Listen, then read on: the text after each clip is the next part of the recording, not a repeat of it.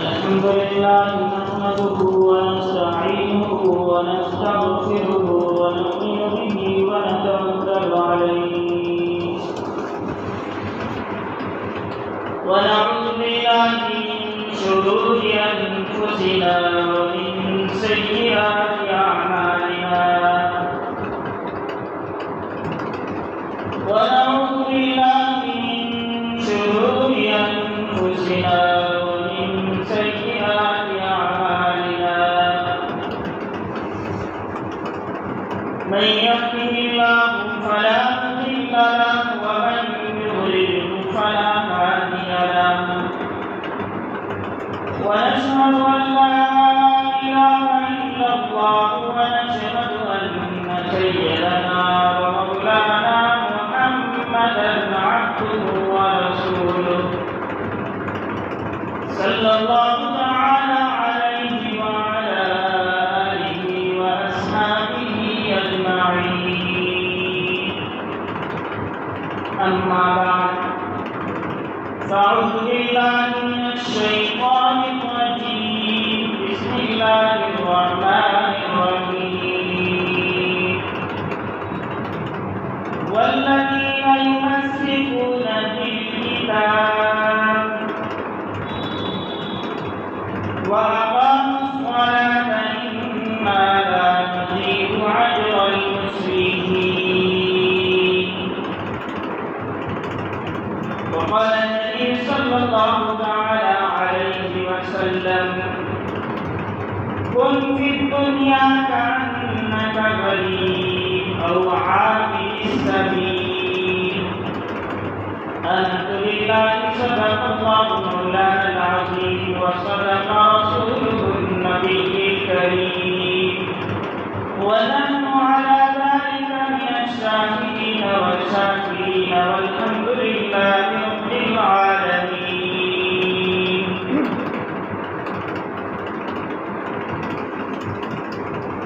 نور میں ہو یا نار میں رہنا، نور میں ہو یا نار میں رہنا، ہر جگہ ذکر یاد میں رہنا. چند جھونکے فضا سے بس سہرو، چند جھونکے فضا کے بس سہرو، پھر ہمیشہ بہار میں رہنا. میرے عزیزوں، میرے پیاروں، یہ جو دنیاوی زندگی ہے، اس دنیاوی زندگی کی، اس انسانی زندگی کی مثال ہوا میں رکھے ہوئے چراغ کی مانی ہے.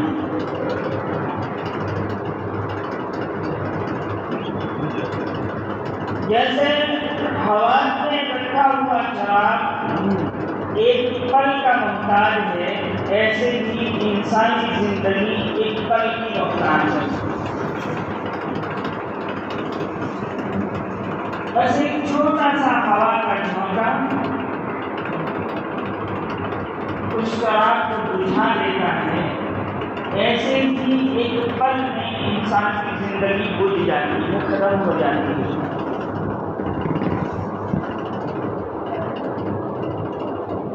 حضرت جبریل علیہ السلام نے نبی پاک صلی اللہ علیہ وسلم سے فرمایا عشق ما شئت فإنک میت. اے پیارے نبی صلی اللہ علیہ وسلم، آپ جتنا چاہیں زندگی گزارنے، آخر موت ہے.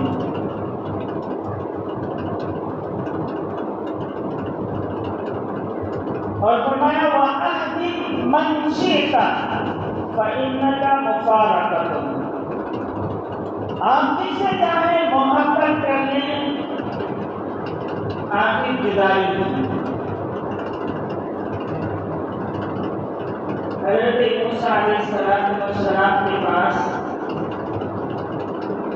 حضرت جبریل علیہ السلام آئے اور سلام پیش کر کے عرض کیا کہ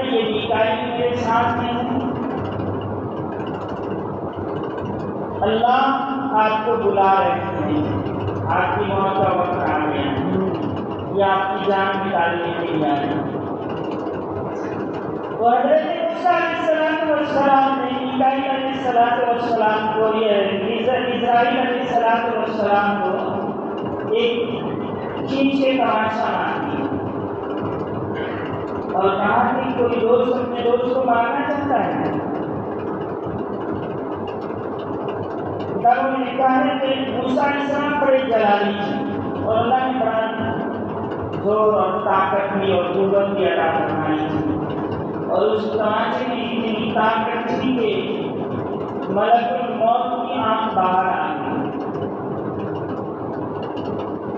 واپس گئے اللہ کے پاس اور کہا کہ اللہ تم نے مجھے کس کے پاس بھیجا؟ تو وہ تو مرنا ہی نہیں چاہتا ہے، اس نے مجھے تماشا لگا دیا۔ اللہ پاک نے اس فرشتے سے کہا کہ جاؤ میرے موسیٰ سے کہہ دو کہ آپ اپنا ایک ہاتھ یا دونوں ہاتھ بیل کی سر سے لے کر کے اس کی پونچھ تک پھیر دو، جتنے آپ کے ہاتھ کے نیچے بال آ جائیں گے اتنی آپ کی زندگی آگے بڑھا دے گا۔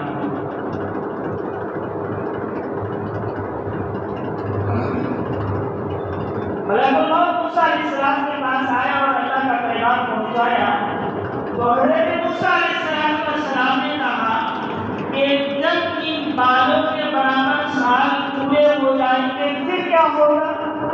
تو ملک الموت نے کہا کہ پھر موت آئے۔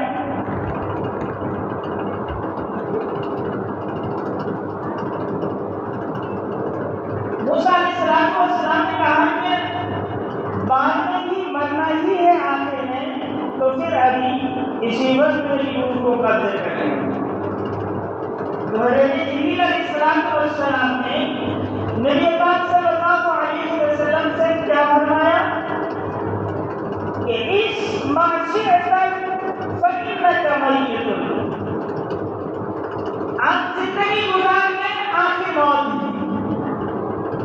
یہ پیغام ہے حضرت جبریل علیہ السلام کا پیارے آقا صلی اللہ علیہ وسلم کے واسطے سے نبی پاک صلی اللہ علیہ وسلم کی امت کے آخری انسان تک کہ دنیا میں ہمیشہ نہیں رہنا ہے، آخر مرنا ہے۔ یہ دنیا ہے، ایک یہ دنیا ہے اور ایک جنت ہے۔ ہمارا جو اصلی وطن ہے وہ جنت ہے، اور یہ دنیا ہمارا اقامتی وطن ہے، وطن اقامت ہے۔ وطن اقامت کسے کہتے ہیں؟ وطن اقامت اس وطن کو کہتے ہیں جہاں انسان عارضی طور پر اپنی کسی ضرورت سے رہنے کے لیے چلا گیا۔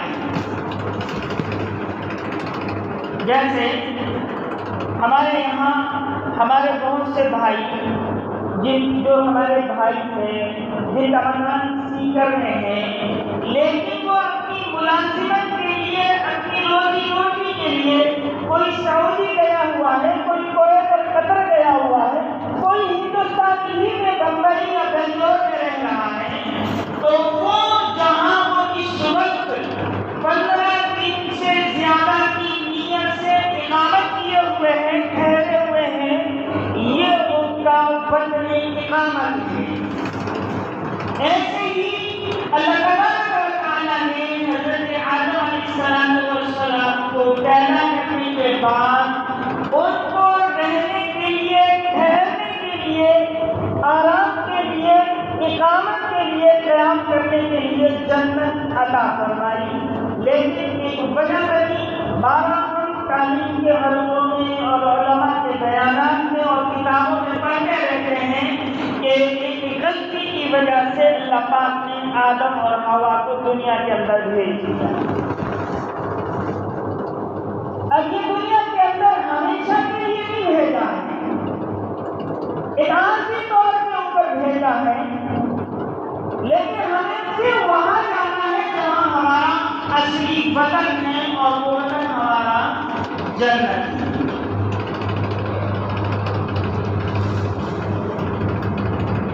یہ آخری ہمارا وطن ہے، اس میں ہم کچھ لمحوں کے لیے، کچھ وقت کے لیے بھیجے گئے ہیں، اور جس وقت جس بہانے سے یہ جو مدت ہے اس دنیاوی زندگی کی وہ پوری ہوتی ہے تو وہ جا رہے ہیں ہمارے سامنے۔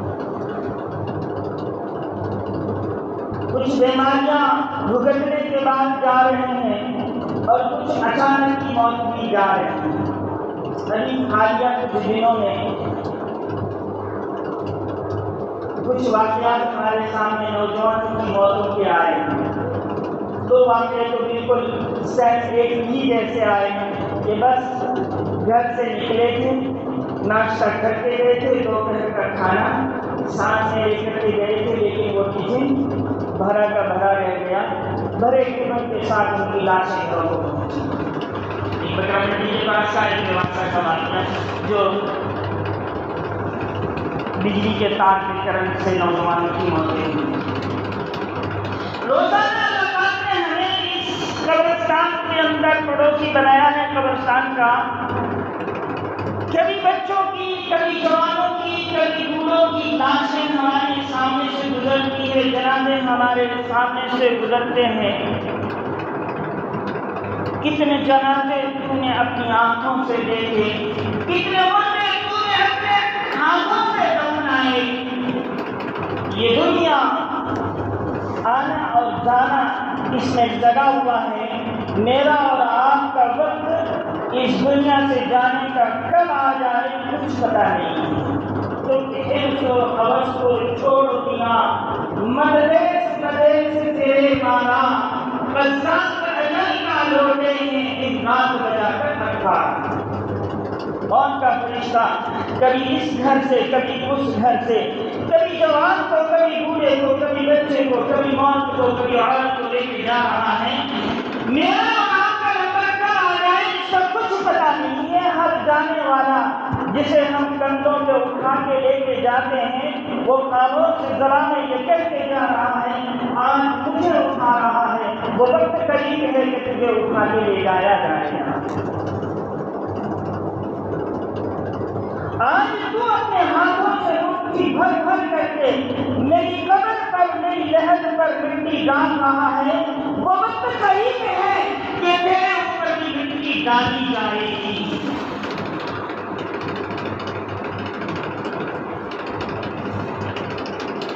میرے عزیزو، یہ دنیا خواہشات کی جگہ ہے،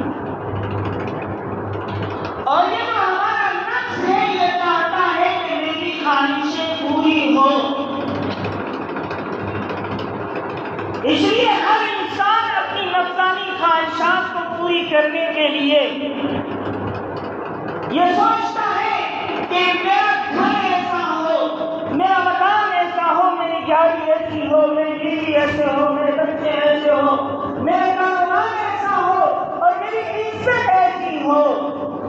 لیکن یہ خواہشیں پوری کرنے کی جگہ دنیا نہیں ہے۔ خواہشوں کی پوری کرنے کی جگہ اللہ نے جنت بنائی ہے۔ دنیا میں کسی کی خواہشیں پوری نہیں ہوتی ہے، کیونکہ یہ جگہ ہی نہیں بنائی ہے اللہ نے خواہشوں کے پوری کرنے کی۔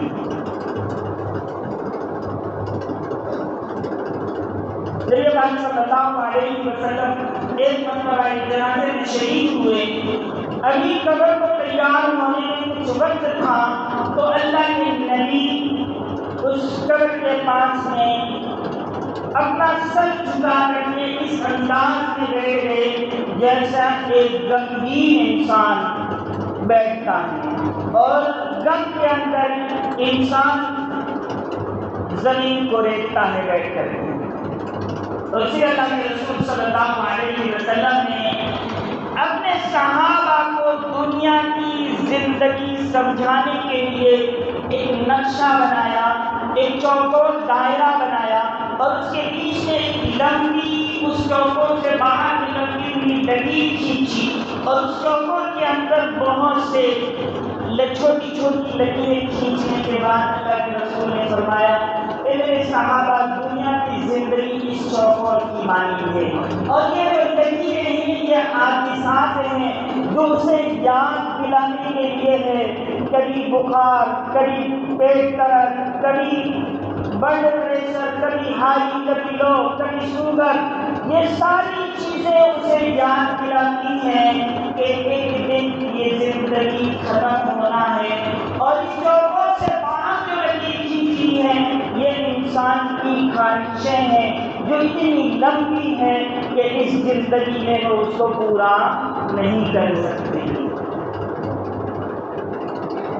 تو انسان کی خواہشیں پوری ہونے کی جگہ اللہ پاک نے جنت بنائی ہے. اللہ پاک اپنے بندوں سے یہ فرماتے ہیں کہ میرے بندو اس دنیاوی زندگی میں تم میری مرضی کے مطابق عمل کر کے دکھلا دو، مرنے کے بعد میں تمہاری خواہشات کے مطابق فیصلے کر دوں گا. وَلَكُمْ فِيهَا مَا تَشْتَهِي أَنفُسُكُمْ وَلَكُمْ فِيهَا مَا تَدَّعُونَ.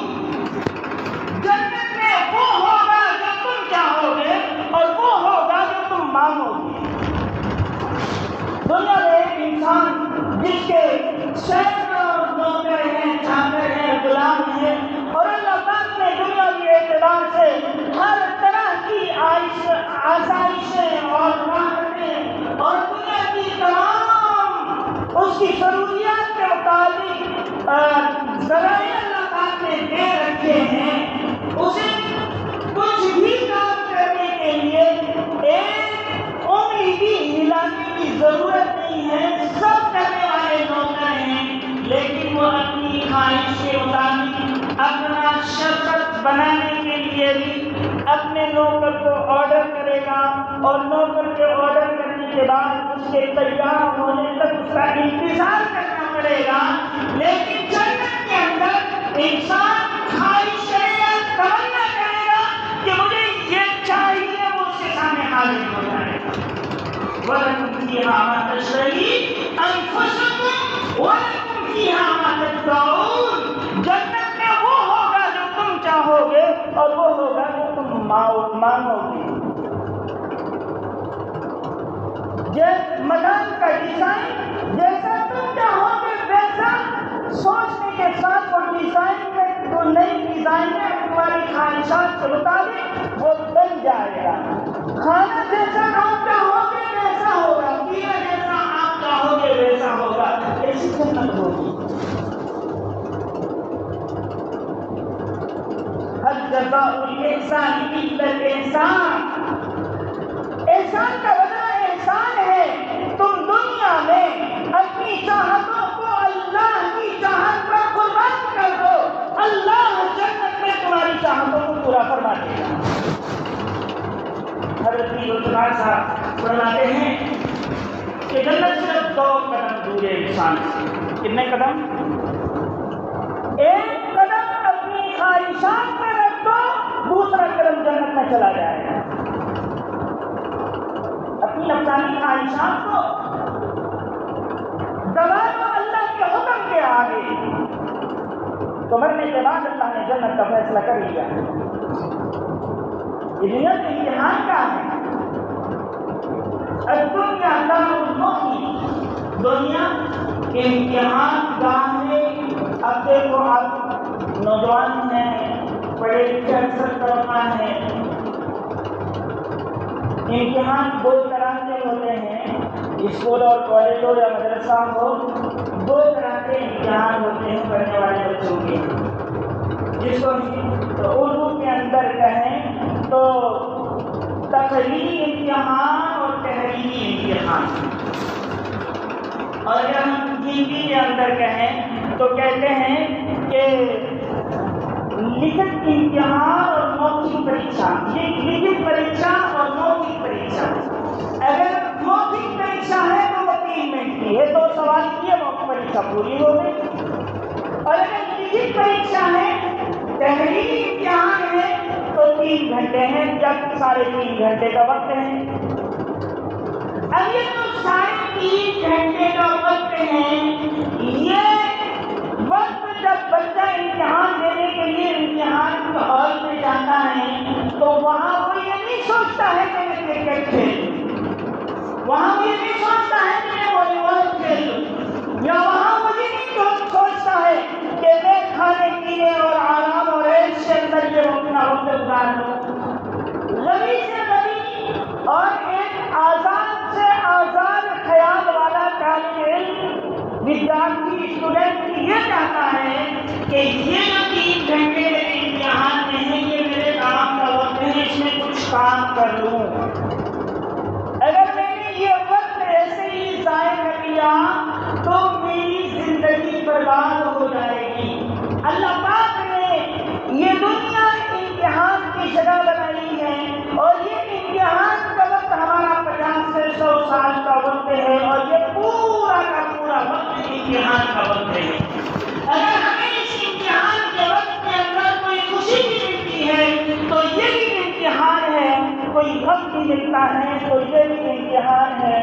خوشی دے کر اللہ اپنے بندے کو آزماتا ہے کہ دیکھو یہ صبر کر کے شکر کرتا ہے کہ نہیں کرتا ہے، غم دے کر کے بھی اللہ اپنے بندے کو آزماتا ہے کہ دیکھو صبر کرتا ہے کہ نہیں کرتا ہے۔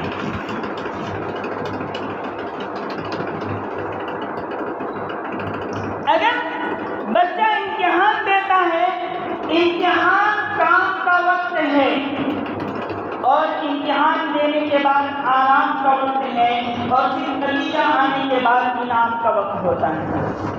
یہ دنیا ہمارے لیے امتحان کا وقت ہے، قبر ہمارے لیے آرام کی جگہ ہے، اور جنت ہمارا انعام کا مقام ہے۔ اگر ہم نے اس دنیاوی امتحان میں اپنے آپ کو اللہ کے حکموں پہ تابع کر کے اپنے آپ کو صحیح طور پر امتحان میں کامیاب کر دیا تو پھر جنت کے اندر جاؤ گے تو جنت آرام کی جگہ ہے۔ 3 سوال پھر وہاں ہوں گے، ان سوالوں کا جواب آسانی سے اللہ پاک خود دلا دیں گے اگر دنیا میں اللہ کے حکموں کے مطابق زندگی گزارنی ہے۔ من ربوں کا، من نبی کا، من دین ہوگا، ان تینوں سوالوں کا ایک تقریری اور ایک موقف، ایک چھوٹا سا امتحان ہونے کے بعد جب ان سوالوں کے جواب دے دیں گے تو اب فرشتے کہیں گے تو سو جا، جیسے ایک نئی نویلی دلہن سو جاتی ہے کہ اس کو اس کے شوہر کے علاوہ کوئی نہیں جگاتا، ایسے ہی قیامت تک آرام سے سو جا، اب یہ تیرے آرام کا مقام ہے۔ اور پھر جنت میدان حشر میں اللہ پاک اس دنیا کی امتحان کا نتیجہ سنائیں گے، اور اس نتیجے کے مقابلے میں اللہ پاک جنت عطا فرما دیں گے، اور جنت کی سب سے بڑی نعمت اللہ کا دیدار ہے۔ جنت کی سب سے بڑی نعمت اللہ کا دیدار ہے۔ دنیا میں ہم زندگی بھر گرمی کے روزے اللہ کے حکم پر اللہ کو بغیر دیکھے برداشت کرتے رہے، سردی کے اندر فجر کی نماز کے لیے وضو کی ٹھنڈ کی تکلیف کو اللہ کو بغیر دیکھے برداشت کرتے رہے۔ اللہ کہے گا میرا بندہ زندگی بھر مجھے دیکھے بغیر میرے لیے مصیبتیں برداشت کرتا رہا، قربانیاں دیتا رہا، تکلیفیں اٹھاتا رہا، آزمائشوں کے اندر، امتحانات کے اندر گزرتا رہا، آج مجھے دیکھنے میرا دیدار کا وقت ہے۔ اور کیسا مقام ہوگا اللہ کے دیدار کا۔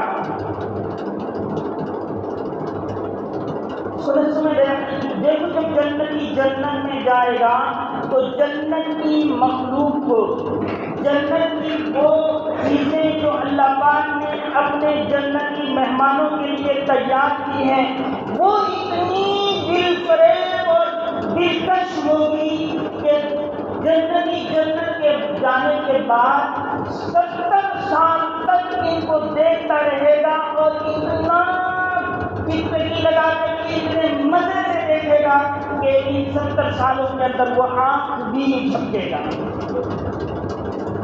جب اللہ کا دیدار ہوگا تو جنتیوں پر اللہ کے نور کی بارش ہوگی۔ آپ نے دنیا کے اندر دیکھا ہوگا کہ جب آندھی آتی ہے تو آندھی جس علاقے سے گزرتی ہے اس علاقے کے لوگوں پر اس آندھی کا گرد و غبار چہرے پر جم جاتا ہے اور دیکھنے والا انہیں دیکھ کر سمجھ جاتا ہے کہ یہ آندھی سے گزر کر کے آیا ہے۔ جب جنتی جنت میں اللہ کا دیدار کرے گا تو ان جنتیوں پر اللہ کے نور کی آندھی بہے گی، نور کی بارش برسے گی، اور وہ نور ان کے چہروں پر جب جمے گا تو ان کے چہرے اتنے چمکنے لگیں گے اور اتنے خوبصورتی میں تبدیل ہو جائیں گے کہ وہ جنتی مخلوق پھر ان جنتیوں کو اتنی لذت کے ساتھ دیکھیں گے کہ 70 سال تک ان کو دیکھتے ہی رہ جائیں گے۔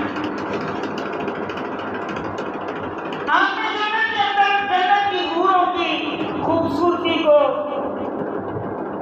کبھی تعلیم کے حلقوں میں، کبھی علماء کے بیان کے اندر سنا ہوگا کہ وہ کیسی خوبصورت ہوتی ہے، لیکن جنت کی عورتوں کی خوبصورتی قرآن اور حدیث میں نہیں آئی۔ ایک تو جنت کی جو حوریں ہیں وہ حوریں تو جنتیوں کی خادمائیں ہیں، ان خادماؤں کے حسن و جمال کو جو قرآن و حدیث میں بیان کیا گیا، لیکن جو جنت میں جنتی عورتیں ہوں گی، جنتیوں کی بیویاں ہوں گی، اس کے حسن و جمال کو نہیں بیان کیا گیا۔ صرف اتنا یوں آتا ہے کہ جنت کی عورت اپنے شوہر سے محبت کرنے والی ہوگی۔ کیوں؟ اس لیے کہ ایک انسان جو غیرت مند ہوتا ہے، جو بے غیرت ہوتے ہیں ان کی بات نہیں کر رہا ہوں، جو غیرت مند ہوتا ہے وہ غیرت مند انسان اپنی بیوی کے حسن و جمال کو دوسرے کی زبان سننا برداشت نہیں کرتا ہے۔ اس لیے اللہ پاک نے ایمان والوں کی غیرت کا خیال رکھتے ہوئے جنت کی حوروں کے حسن و جمال کو بیان کیا، جو جنت کی عورتوں کی نوکرانیاں ہوں گی۔ اس لیے یہ پیغام دینے کے لیے کہ جب نوکر اور خادمائیں اتنے حسن و جمال والی ہیں تو پھر جو مالکائیں ہوں گی وہ کتنے حسن و جمال کی۔ بسم اللہ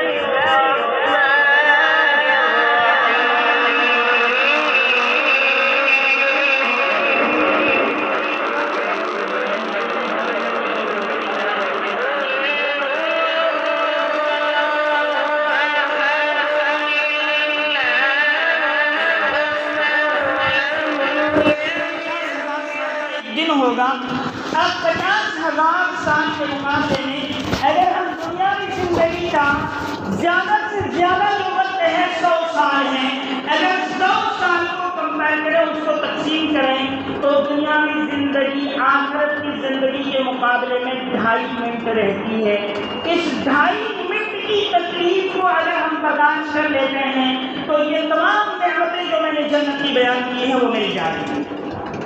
اور اگر اس کے مقابلے میں ہم اپنی نفسانی خواہشات کے مطابق عیش کے اندر، آرام کے اندر، راحت کے اندر زندگی گزار رہے ہیں تو اس کی مثال آسان سی آپ یوں سمجھ لیں کہ جس کے لیے ایک بچہ بھی تیار نہیں ہوتا ہے، اگر کسی چھوٹے سے بچے کو بھی یہ کہا جائے کہ میں تیرے گال پر 4 تماچے لگاؤں گا اور اس کے بعد میں تجھے 2 بسکٹ دوں گا، تو ایک چھوٹا بچہ بھی اس کے لیے تیار نہیں ہوگا کہ 2 بسکٹ کے لیے میں 4 تماچے کھاؤں۔ اگر ہم اللہ کے حکموں کو چھوڑ کر کے اپنی مرضی کی زندگی دنیا میں گزار رہے ہیں تو یہ ایسا ہی ہے کہ تھوڑی سی راحت دنیا میں اٹھا کر کے آخرت کی ہمیشہ اپنی زندگی کو برباد کرنا ہے۔ اللہ پاک ہمیں صحیح سمجھ نصیب فرما دے، عمل کی توفیق عطا فرما دے۔ قرآن کریم کی جو چھوٹی سی آیت میں نے شروع میں آپ کے سامنے بیان فرمائی، اللہ پاک اپنے نیک بندوں کی صفت کو بیان فرماتے ہیں، والذین یمسکون بالکتاب۔ نیک بندے وہ ہیں جو کتاب کے ساتھ چپکے رہتے ہیں، یعنی قرآن کے ہر فیصلے پر عمل کرتے ہیں، وَأَقَامُوا الصَّلَاةَ اور نماز کو قائم کرتے ہیں، اور اللہ پاک نیکوں کے اجر کو ضائع نہیں فرماتے۔ وَإِنَّ لَا نُضِيعُ أَجْرَ الْمُحْسِنِينَ، اللہ پاک نیک لوگوں کے اجر کو برباد نہیں کرتے ہیں۔ تو یہ قرآن کی آیت ہمیں اس بات کا پیغام دیتی ہے کہ ہم اپنی زندگی کے ہر مرحلے میں اللہ کے حکم مقام کو آگے رکھیں. نماز کسی بھی حال میں ہماری نہ چھوٹنے پائے. انشاءاللہ دنیا کے اندر دین کے اوپر عمل کرنے میں جو بھی مشقت ہوگی, تکلیف ہوگی, اللہ آخرت میں اجر کو ضائع نہیں فرمائیں گے اور جنت ہمارے لیے ہمارا مقدر بن جائے گی. اللہ ہمیں عمل کی توفیق نصیب فرمائے. وآخر دعوانا الحمدللہ رب العالمین. Thanks for watching. Don't forget to like, comment, share and subscribe to Al Wahid channel.